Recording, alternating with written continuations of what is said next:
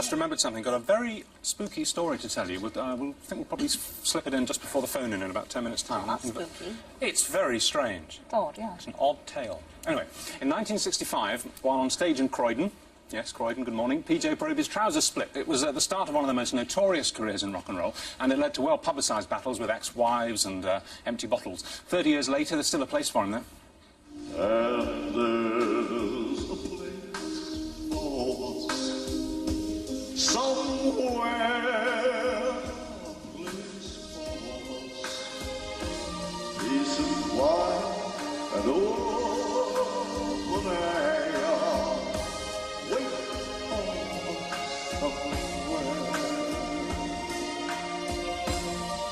There is a time.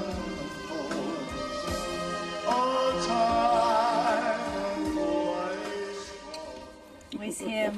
We call you Jim, not PJ. We're going to call you Jim. That trouser splitting scene, everyone was outraged, but I think at the same time also thought it was highly funny and very cheeky, so to speak. Yeah, but, it was genuine, wasn't it? I mean, you were up there. It was an action. I'm not going to go in too much of it because I've got a book coming out. Oh, right. Which is autobiography. Is very much, I kind of like pinched it off David Niven's The Moon's Balloon, oh, yeah. and The Wooden Horses and such stuff like that. So it's very, very funny. I mean, all the tragedies, everybody says, do you miss your millions that are gone and everything? No, because I did everything without money.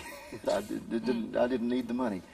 But it's all in the book, and it really, the pants split accidentally, but I had 7 pairs, one color velvet for every day of the week, and I didn't see, I wish I could have bragged that I had something that was lurid enough to be pornographic about, that to be banned over, because if you're going to be called obscene and pornographic, something you've got somewhere has got to be beautiful. And I'm sorry, with these broken legs from being hit by 500-pound colored men in American football, I've got 4 pins here and 5 pins here. That is not beautiful, my bony legs. But you were banned, weren't you? Yes, I was. I was banned from all the rank circuits, the Odeons, anything that had to do with the grades, the Delphonts. Out. And then, on top of it all, I went to have a drink in the BBC, the green room, and a man who I thought was a janitor because he didn't have any socks on. Oh, that'd be George Best. And no, it wasn't George Best. It was, I wish it had been George. George is a dear friend of mine. But he made a comment, and I knocked him out. And it just happened to be, my manager called up the next day, Tony Lewis, and said, Jim, oh my God, my dear fellow. I said, of all people, why did you have to hit him? I said, who's him, Tony? He said, my God, the head of the BBC. He said, what was his name now? Billy Cotton Jr. He said, you've only knocked the head of the BBC, Billy Cotton Jr. out. Dear boy, it could have been anyone but him. I said, he just made a rude comment, and I thought he was the janitor. Billy Cotton, if you're watching, and we know you do, bring in, talk to PJ. I mean, maybe I'm sure you'd like to apologise. That lasted about 8 months. I got reinstated. What did he say to you? I can't remember what he said. It wouldn't have mattered because I think whatever he was drinking, mine was twice as strong. Yeah. Was that the bottom line, really, where everything went wrong? I mean, it was the booze. Well, it was the aftermath, what happened with the booze. It was mainly because I didn't know how to handle people. I was suffering from terrible stage nerves. I had always suffered from people fright all my life, even off stage. I didn't like being around people, and I found out if I had a date with Jack Daniels, I had no problem with people whatsoever. They even thought I knew what I was talking about. And the more I spent time with Jack Daniels, the more people thought I knew what I was talking about, because I was a very convincing liar. You know, it's what I was. Did you get, do you remember getting to the stage where you were drinking in the morning? Do you remember the first drink, when you woke up? There was never a real stage. I drank to go to sleep, and the first thing I did when I woke up was I reached for a glass of bourbon, or if I thought I was going to be good that day I'd reach for a can of what is that, special brew or something like that, which isn't beer, by the way. That's malt liquor. For anybody who knows it, yes, it is. It's the stuff, the froth they take off the top. You know, so it's much stronger than beer. So, Carlsberg was invented for Winston Churchill, you know. Elvis. Yeah. Learning a lot His about first that. visit to the Carlsberg plant, to a very strong brew, was invented for him because there was nothing strong enough for Winston. Well, yeah, but he could take it, couldn't he? Yes, he could. I mean, that He was. could handle it. He won a few wars with it. It's such a shame because that voice, I'm sure still is, because you're on tour at the moment. Yes, I was here 2 days ago. I wish I'd known. I'd stayed over and laid in the sun at the Moat House. Yeah. It's the voice is just phenomenal and very like Elvis. I mean, that's really how. All it's some really of the how you boys came. sound like Elvis. All of me, Charlie Rich, everybody, because of our accent one. Yeah. And most of us are church raised in the Baptist church, where that kind of singing is very gospel and very colored sounding. So we kind of grow up talking like that, you know, and all this kind of stuff. You can put on a dog for the press. Yeah. We all like that. But then you don't have to speak like that all the time. But you've been what do you call it, clean, dry, I don't know, for three years. Almost, You 2.5. You took a heart which attack, is just didn't a you? scratch, really. Yeah, you took a heart attack in New York.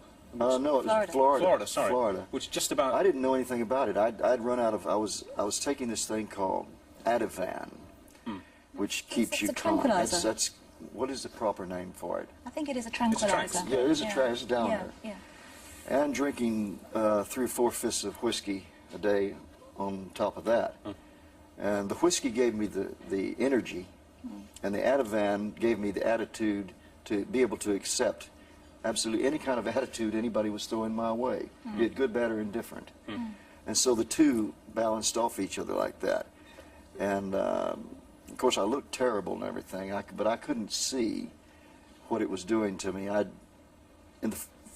For number one, I had never looked at any part of my body except from here to here, just mirror posing.